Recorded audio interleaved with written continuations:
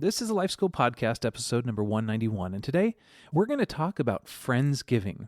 Each year, Thanksgiving meals give us an opportunity to turn strangers into friends, and friends into family.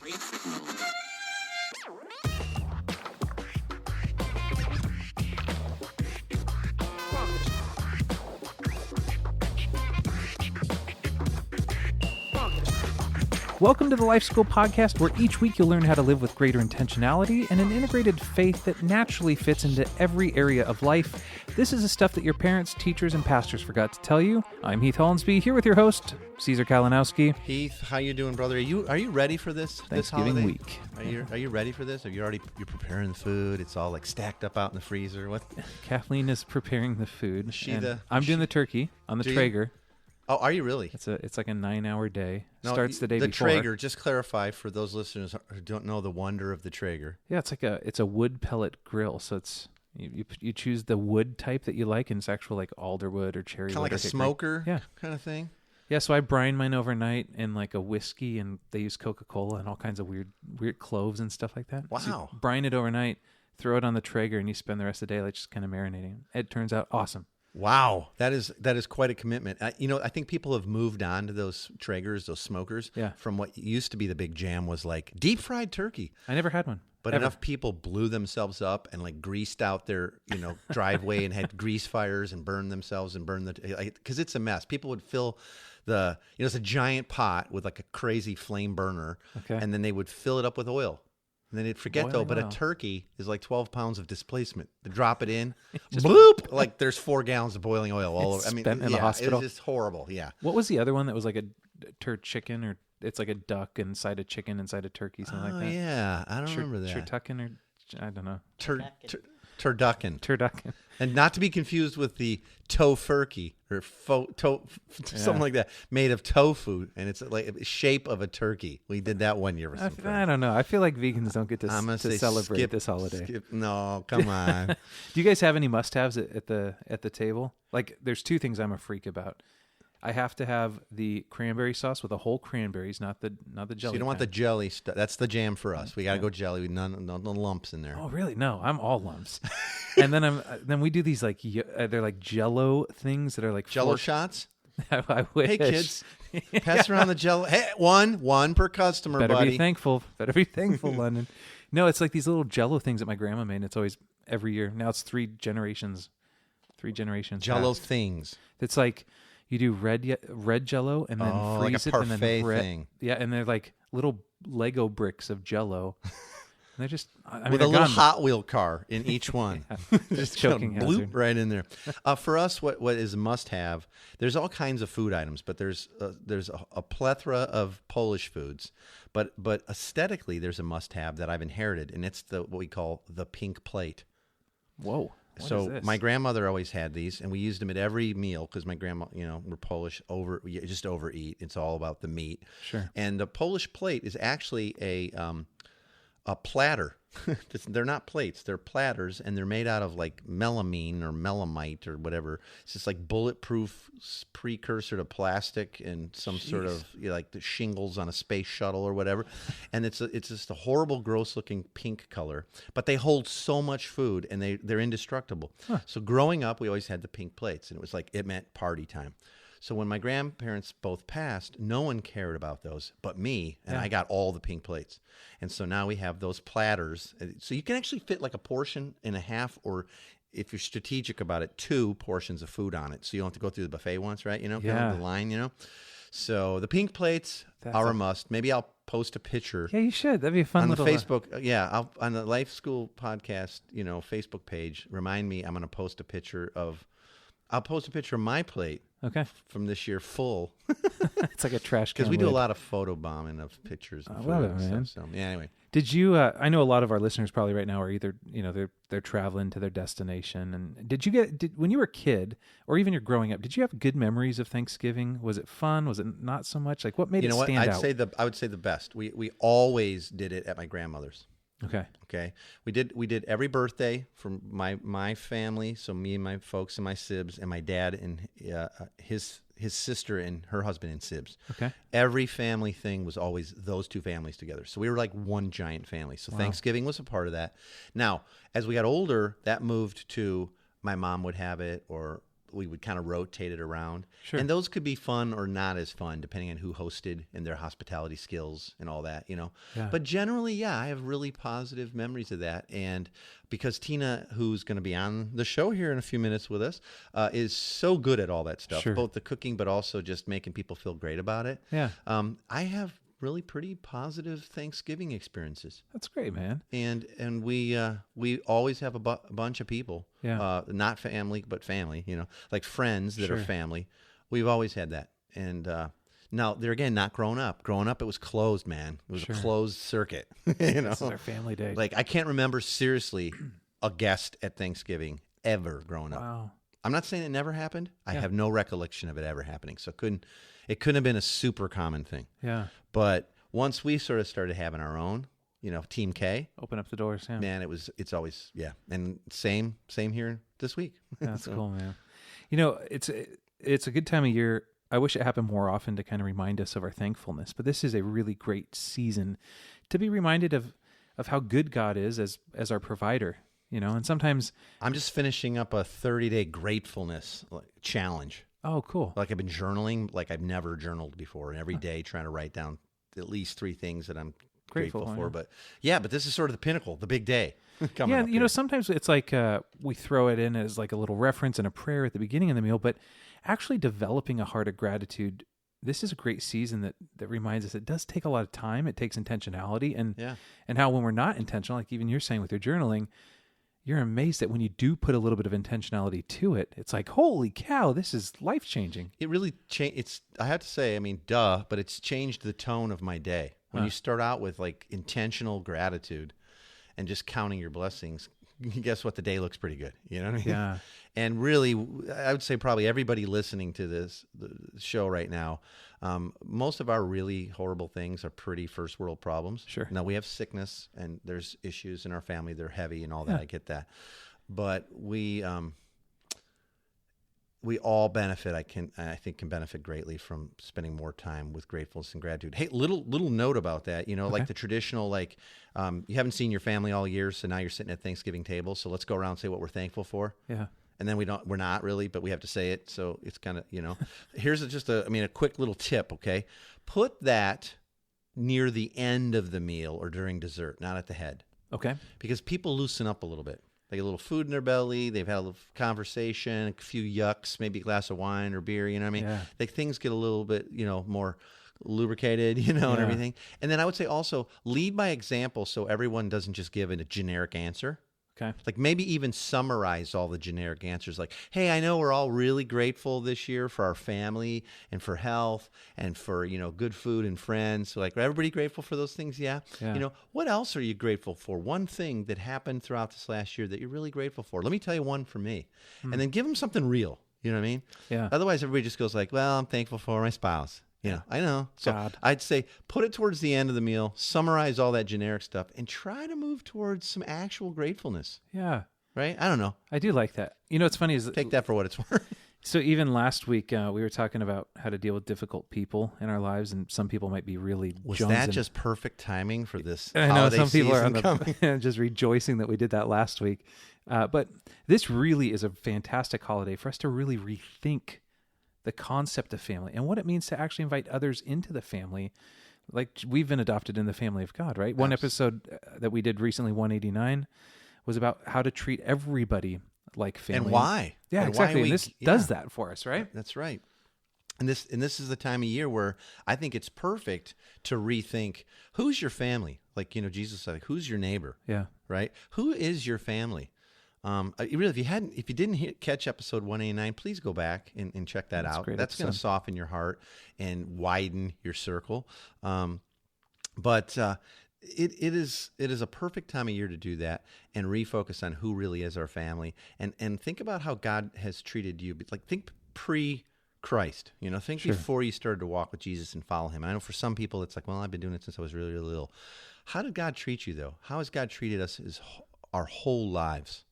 There's generosity. There's overflowing portion. There's patience. There's a place at the table, right? There's all that stuff. And I think letting that, gratitude and how we view people actually as family members, like that's a brother who doesn't have a place to be today. That's a sister who we're really getting to know, and I'd like her to feel like part of this family. Like really rethink those things. We get to going into this holiday, and I think that's gonna really open up our own hearts to experience a lot more gratefulness this Thanksgiving, or this Friendsgiving that we're going to talk about here. So why don't you tell us a little bit about Friendsgiving that happens here at the Team K house and some of the traditions that happen around this time of year, this day? Yeah, this term Friendsgiving, I don't know exactly when it started, but it's kind of like, hey, if you don't have a family meal, because maybe you live out of town or maybe you don't have family or whatever, you kind of have all your friends over. Maybe over and against having family. I don't know, because I don't know, my family are jerks or whatever, Yeah, sure. But you have them all over. But you do either a traditional or maybe not so traditional meal. And together, and you kind of rehearse your thankfulness, and they call it Friendsgiving. And so, but for us, our Thanksgivings in Team K, like not when I was a kid, but now Tina and our household with our family, Team K, it's kind of always been a both and. In other words, there's always friends that we invite, because there again, God has graced us to see everyone as family. Right. And so those people that are in the orb of our life, and some of them regularly, so of course they're invited and hopefully coming to be at Friendsgiving or Thanksgiving with us. But then there's other people too that just are in our lives, like someone at the cafe or at the restaurant that we frequent, and you're like, hey, Mike, I know Mike has no family left. Yeah. And we see him every freaking day. He eats 7 days a week, here at the restaurant. Perfect opportunity. We're inviting him in too. He's family. Yeah. Would you want a brother or sister alone on that day when you have you have a place at your table? Of course, make room, right? Of course you do. So, so we always try to have, and we talk about it. Thanksgiving's just in a few days, right? But it's still not too late. We always try to say, hey, who are all the people we really love and care about that we see as family? And some of them see us as family back. Some don't yet. Right. That's okay. This is a huge opportunity to start to treat them like family and help them feel like family, and ultimately to feel like they're part of God's family. That's really the goal here. I'm not trying to just be altruistic or sound all super spiritual, but that really is the goal. We've had years, Tina and I, in our home where we've had to set up giant tables just jammed in to the dining room or in the living room and the dining room or whatever, and then a folding table next to that. And then the kids are all over here, sitting, whatever. Party's too big. And we just had so many people. And I'll be honest with you, when you get so many people, when you get 30, 40 people at a meal, it's not the best meal. Sure. I'm just saying, even with Tina's skills, that's not even the point. No one cares. You could even serve tofurkey, or whatever. But people might care then. But it's about having a place at the table. Yeah, it really is. Yeah, and a bunch of other stuff too that I like to share on how to help people, feel like family. So you get to invite people to your Thanksgiving that are friends and make it a Friendsgiving, or do two if you want to, and have all your friends. Sure. I kind of like the blending of the two, because I don't if I bifurcate it and say, oh yeah, we're doing Thanksgiving later with our family, but this is now. It's we're fake, not your family. Yeah. That's why I like blending the two. So have you ever had any pushback maybe some nuclear family members with you inviting people that aren't necessarily part of your day-to-day everyday life? Family. Yeah, those aren't our family. Yeah. Have you ever got kickback? Yeah, I have. There again, not as much probably on our watch, Tina and I with Team K. Sure. But with my own family growing up, I can remember when this was starting to change in our life and we started seeing everybody's family. We're like, hey, so-and-so in the family who's hosting Thanksgiving this year, is it okay if we bring this family along? Or is it okay if we bring this guy along? Who's that guy? Sure. No, this is for us. This is Thanksgiving's for family. Yeah. And this, my whole family is Christians, and they would still come up with all their quote really good reasons. And so, we would get that kind of pushback. And I think I'll be honest with you, it was probably what started pushing us towards saying, hey, not every year we're going to make it to the family Thanksgiving. Sure. Because we're going to go ahead and have it with our family, which is pretty big and includes a whole lot of friends. And I would say also, if you're going to start inviting folks to your traditional family Thanksgiving, the aunts are there and your dad and your grandma and all, don't overwhelm them the first time by inviting, the entire line of people that you found outside the Salvation Army. Sure. You know what I mean? Don't go to the thrift store and say, hey, listen, hand out flyers to your grandma's house and she doesn't know they're coming. Sure. Don't go nuts. But when there's special people that you really want to be a part of it, talk to your family and say, hey, this is like a sister. This is like a sister, and I really want her to come to this, And that's not only going to be a blessing to them, but it's going to start to bless your family as it opens their heart up a little bit bigger to see, like, God sees everybody as family. Sure. So we get to as well, right? So let's take all these blessings. We go around the table every year and tell what we're thankful for. Yeah. Let's share what we're thankful for. Yeah, exactly. And you were just saying a few minutes before we started recording about some ideas on some people groups that you might just naturally want to invite. Yeah, I mean, you think about, like, I don't even know who I invite to that. So, I mean, maybe it's super obvious, but I'd say friends from work that aren't, it's real easy to know what are they doing every year for Thanksgiving. Sure. Like, nothing. I usually just, watch a football game, stay home, TV dinner or whatever. So friends from work. Any neighbors who may not have family left, or they live very far away and they can't afford to travel, or they have the time because of work or whatever. Someone who's a regular, like I was saying, at a cafe or a pub or at the gym that you frequent. Yeah. And so there again, this takes a little intentionality. Maybe this year you won't be able to do as much reconnaissance. Sure. But if you're thinking ahead, a month out, 6 weeks out, and go like, I want to start just asking people, hey, holidays are coming. You looking forward to that? Like, what do you guys do? You got any traditions? Yeah. You can pretty easily figure out who's doing what. Sure. Okay. And then I'd say anyone who's single, or especially recently divorced people. Yeah. Generally, it's like, man, things went bad and our marriage kind of, it's falling apart or whatever. I don't really want to face my family this year. I can't go to his anymore or hers anymore. Sure. And it's just weird. It's awkward. Why don't you bring the kids over? Yeah. Why don't you just bring the kids on over? And we love you and it's great. And so there's some ideas, right? And there's plenty more, but they're out there. And with just a little bit of like normal colloquial conversation, you could figure out, what are you up to this year? What are you being guys a up to? decent human. Yeah, exactly. All right, That's let's get Tina on the show because she's amazing, right? Here she is. Here's Hello, Tina. everyone. Hey, Tina. Hey, it's good having you here again, honey. Always good. It's been a while. It has I been didn't a figure it while. was fair to talk about food and Thanksgiving and Friendsgiving without having you be a part of this. She has Mostly to be. because I didn't want to hear about it. Like, well, hey, you should have said this. No, I'm just kidding. We were talking about this, and I was like, what, even better than you giving me all these killer tips is you come on and give us all the killer tips, right? Here I am. the queen of hospitality. Yeah. Let's talk a little bit about what you love, Tina, about the way we kind of do Halloween, the way we do Thanksgiving as a family, Team K, let's say in the last couple decades when, we've taken the wheel. Yeah, it's definitely grown over time. I think we started out a pretty, normal, regular Thanksgiving, and then started, inviting people in. And then after a while, we realized, well, for one, we had a lot of people, so that required a little bit of different planning. But we also realized that a lot of people were just not, maybe they were just a little too afraid to come to a big family Thanksgiving thing. Sure. And Sometimes that's a little bit much, Yes. or they feel like they're putting you out. They really want to come. Yeah. But they're like, I don't know, maybe, but I don't. I think so-and-so invited us. I'm probably going to be going over there for dinner. They're not really, but Yeah. And because part of our family tradition is actually that we have a big salami egg breakfast brunch, really. So It's good. not breakfast because we do it very late in the kind morning. of do it all day. Yeah, it's kind of an all-day thing, but we start with this big salami egg brunch. So we started inviting people who were maybe a little hesitant to the brunch first, and said, why don't you come and have some brunch and then Have a hang little out. mimosa and whatever, and then you can take off whenever you need to. Yeah. Yeah. And it's always amazing to me how many people actually end up sticking around for the Yeah, that turned whole out it entire didn't. day. Yeah, that's not happening after all. So yeah, I'm just gonna stick around if it's cool. Yeah, totally, it's cool. Totally cool. So that's there again. Now you really feel like family when you're showing up early and people are in their pajamas. Yeah. And you're there, and it's in the circle of family. Yeah, Right? absolutely. Yeah. Right. So Kids are going a little crazy. It's a little wild. now, So- one thing I really wanted to talk about, though, while we got Tina here, Heath, is how to make people feel like family, not like guests. Yeah. When they come over, and that's period, okay. But let's really focus on how to make people feel welcome and feel like family, not like guests when they come over for Friendsgiving or Thanksgiving, and even how to make them feel like a family, even during the process of inviting them to join you, because Yeah. it kind of starts then, right? Yep. Yeah, that is probably the biggest key in this whole thing is treating people like family, not guests.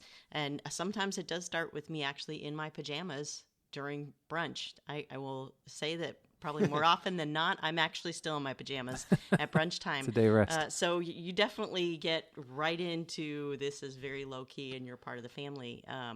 But inviting people in, when you're inviting people, if they ask if they can bring something, because most people feel like that's the thing that they should do, absolutely say yes. Yeah. And it almost doesn't matter. Everybody always what you wants to ask go, them oh, no, bring. no, we got it all. You just we bring have it covered. you. Yeah, just bring Don't you. do that. That's not what Yeah. family does. It's like, Yeah. you got to bring that thing that we all love. It you know? makes people actually feel a little bit, more comfortable to actually be bringing and giving something, and it's So when more they helpful say, for when you. they say, so what can I bring? What do you tell them?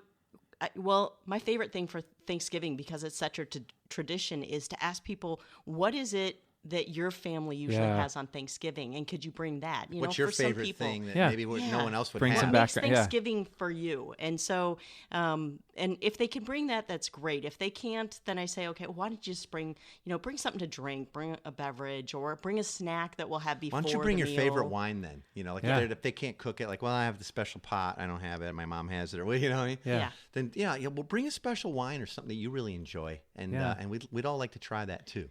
And part of it is because then during the meal you can actually tell the stories about what it is you're drinking or eating, and it's another way to draw people into the conversations and help them feel like an important part of the day. They're talking about their growing up and their family and why they always ate this and a certain thing. And like we have this meal dish, I guess rather, called kluskis, which is really just a Polish word for noodles, but it's these special type of Polish noodles that you put in, you cook them with butter and garlic and onions like crazy, and then you bake Sauerkraut. And sauerkraut. And people are like, I don't know if I like sauerkraut. It's like, just try the kluskis, bro. And people like lose their mind. It's so good. And so, but then we have to tell the whole story of how we do it. And like so-and-so makes it a little different, but my mom made it this way because my grandma did, So when people get to do that with their own meals, it feels more like family than a guest, right? Yeah. Yeah. Something that you guys do that I always appreciate, whether it be via launch or different parties you have, is that whatever time we show up, you guys already have stuff pre-laid out. It's not like, we're going to get things going here in a little bit when everyone gets here, when the important people get here. But you guys start by setting the table even before guests get there. I mean, you don't have the hot food out right away, but you always have something to snack on, or drinks are ready. And I mean, think about a party, right? Yeah. You sit around a party, nothing in your hand. It's the weirdest. it's so weird. As soon as you have a cup of coffee, glass of water, a cookie, anything, it's like boom, different. Yeah. Even you're about to way overdo it with the food. Yep. Yeah, have something else. So Yeah, it's really helpful, and that's a great thing to ask people to bring too, because those are really easy things if they're not somebody who likes to cook or has a great kitchen or whatever. So Yeah. now, when you have a lot of people coming and you haven't like super tightly monitored the heck out of everything, Yep. generally you're going to end up stocking up a little because you're going to have 4 boxes of Triscuits. Awesome. Sure. All this wine. Cool. Well, that's for the next party, Yep. That's another thing I love about that. Well, bring something from your childhood that you really, really like. Chances are two people aren't bringing the same thing, Yeah. and it'll fit right into the mix. I love that. So, Tina, give us a few other things that would help the dinner time run smoothly, because I know some people freak out thinking like it's already enough stress to have my own family, like just my kids, my husband, and like my sister and their kids, or whatever. Like I'm freaking out already. Just some basic tips that would kind of help dinner time and the day run a little smoother. yeah, well, I definitely believe in lists for one. I write everything down because I know I'll forget if I don't. And Sure. it's kind of a running joke in my family because I usually have 2 lists. Yeah. I have like my shopping list, my cooking list, and then I have the actual what's going to go on the table list. Oh, wow. Yeah, because I'll forget. Sure. So lists are great, but then also finding those We usually leave jobs- something out like in the freezer in the garage. It does happen. End of the meal, you're like, hey, what happened to oh my gosh. It's been in the But freezer. lessens the lists. Yeah. But also finding jobs that people can do to help you, because there's no reason why one person should try to do this for 8 or 10 or 12 Sure. people, and it just makes it easier on everybody. But to set the table, anybody can set the table, Yeah. or get to put the butter out, or help you pull something together, and so Monitor the drinks. Everybody who comes in, make sure they get a drink first. Yeah. That'd be Yeah. cool, Hey, we're going to have Yeah. a toast in a minute. Can you pour the champagne? Yeah. We're going to... There again, if Yeah. you want people to feel like family, that's what you would do with a family member. Literally, not uncommon. people say, hey, so what can I do? I'm like, you know what you could do? It'd be so awesome if you could grab these 2 bags and run them out to the garage. There's a huge green can. Dump that garbage for me because I just haven't got to it. All the cooking today. No one's ever said no or felt offended. Sure. And some people are listening right now going, I would never have a guest empty the garbage. But you would a family member. See, and that's the difference. Treat them like family. And so we don't stress. Even when we have a huge, you've been over for big things. Absolutely. We're not stressing because we'll just ask for help. And the same with the cleanup on the back end. It did happen at the last launch. Remember, I was like, hey, we forgot the ice. Can you go grab some ice? I was like, I'm off to get the ice. Yep. Which is great. So you don't have to flip. If you're trying to be perfect, well, that's another episode, right? Like some glorious issues, diet maybe. Some of that. Yeah. Exactly.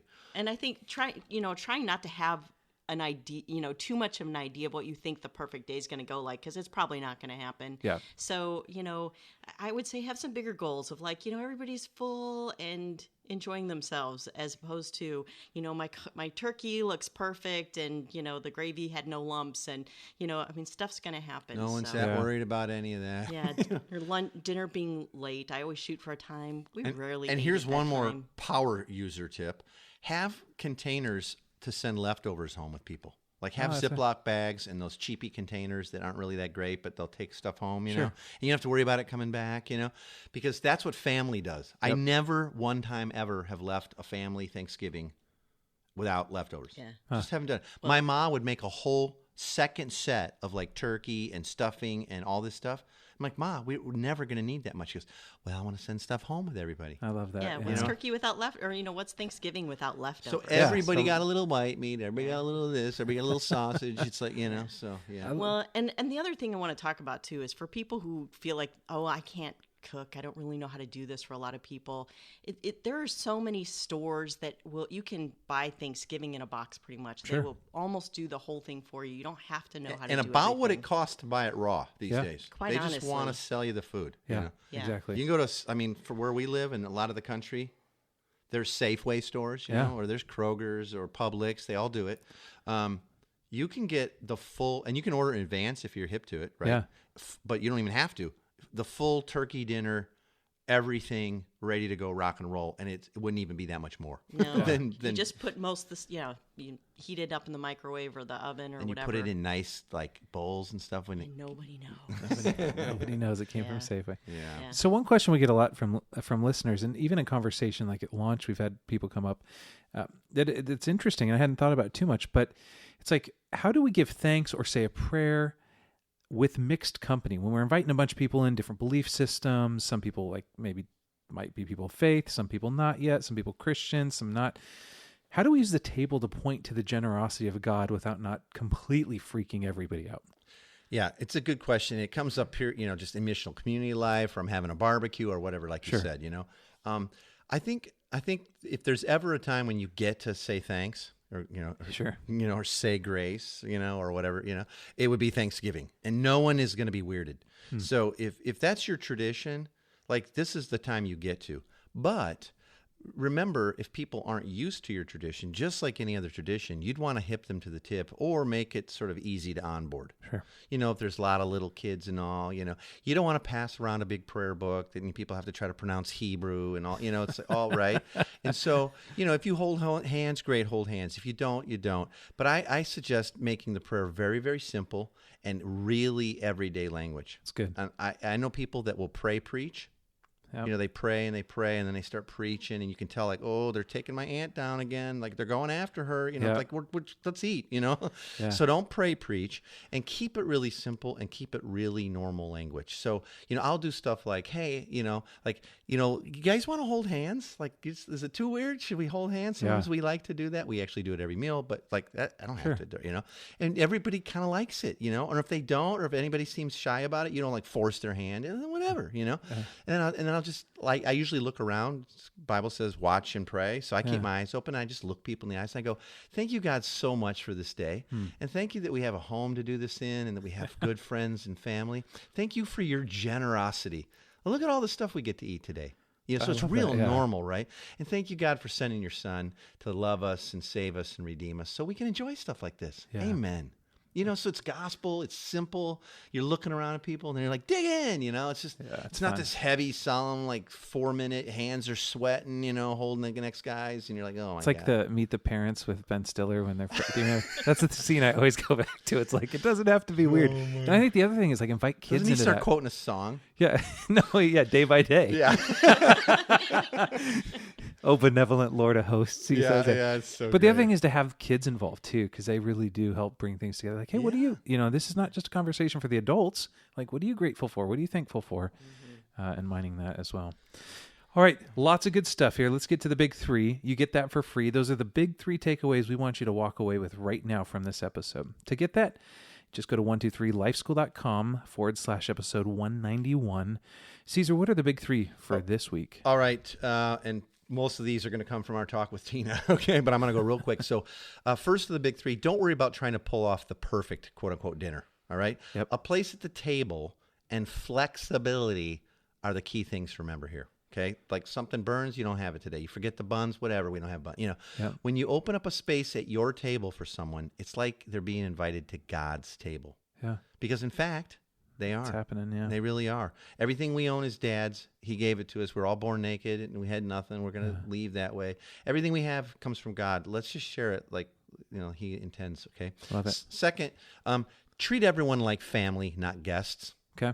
All right? Like, that's all I need to say about that. Like, just think about how you treat a guest, and like a hotel treats a guest and all that, right? And treat people like family instead. And that includes asking them to help, asking them to stick around, inviting them afterwards. Hey, people are like leaving. Like, we're going to watch a movie and just kind of like sleep through it. You want to do that? Whatever, right? Treat people like family. And then third, this is like the action part, and this is a challenge. Get started inviting people right now. Yeah. Grab your phone. You're listening on a phone probably. As soon as the episode ends in about a second here, grab your phone. Give a person a call. Don't try to do invites by text. Sure. Hey, do you want to, give them a call. And even if you think they may say no or they have a commitment already, let me just assure you, your invitation, okay, and telling them like you're thankful for them and why you'd like to have them, your invitation alone is going to be a blessing to those folks, even if they can't make it to dinner. That's true, man. So, but I think you'll be shocked at how many people, especially with only a few days out this year, you can plan, longer range next year, but with it being so close now, maybe from the time you're hearing it, might be a day or two only. Anybody who's not committed to doing something, they're going to be really grateful to have some people to hang out with. Absolutely. Right? So a place at the table, treat them like family, and don't worry about it being perfect. It'll be great. Thanks for those, Caesar. You get those, again, by going to 123lifeschool.com/episode 191. We'll get them right away to you. And thanks to Tina. Yeah, Tina, thanks for being with us. Always great having you. Always great being here. Hey, if you have not yet, join our Facebook group by going to the search bar on Facebook and typing in Life School Podcast. And a challenge for this week is I would love for you to put some sort of photo of your Thanksgiving table or the party that you're having at your house. Just add those to the group and we can contribute. In the Facebook group. Yeah, I'd love to see what people are. Or if you go like, hey, you got to try this recipe. This is what our family does. Ideas. Like, this is a place to let the Facebook group come. I'll tell you what. If we get 25 pictures posted, different pictures, not from the same person, okay? 25 people post at least a picture from their Thanksgiving, something going on, and then hopefully more. So if that's the minimum, then we will pick our favorite, and I will have a very special gift for them. Oh, I love that. I really will. Okay. I really will. So post those pictures. Make them fun, make them silly, make them great, and I will pick our favorite if we get at least 25, and I'll have something really cool. I really will. I'll give them a cool gift. I'm going to send you some leftovers. Just kidding. A bag of Kluskis. You're going to love this noodles and sauerkraut thing. Oh, God, the sauerkraut. I can't do, man. No, you would, though. You'd love it. Oh, okay. I'll try. All right, that's your gift, all right? Hey, join us next week. We're going to be talking with special guest who's an author, pastor. He's really in demand as a public speaker as well. Will Mancini. We're going to talk about the functional Great Commission with him of churches in North America. Ooh, that alone right there, the functional Great Commission. Yeah. When he wrote it out in this blog that we saw, that like, we got to talk about it. The one sentence was like, we cannot ignore this. So we're going to chat with him, and we'll look at what defining real church growth is all about. So join us. It's not what people think. No, we're going to. It's not what we've been trying to do for the last 30 years. It'll be a great episode. Yeah, absolutely. So join us for that. Thanks for being with us today. For more information, you can visit 123lifeschool.com/podcast.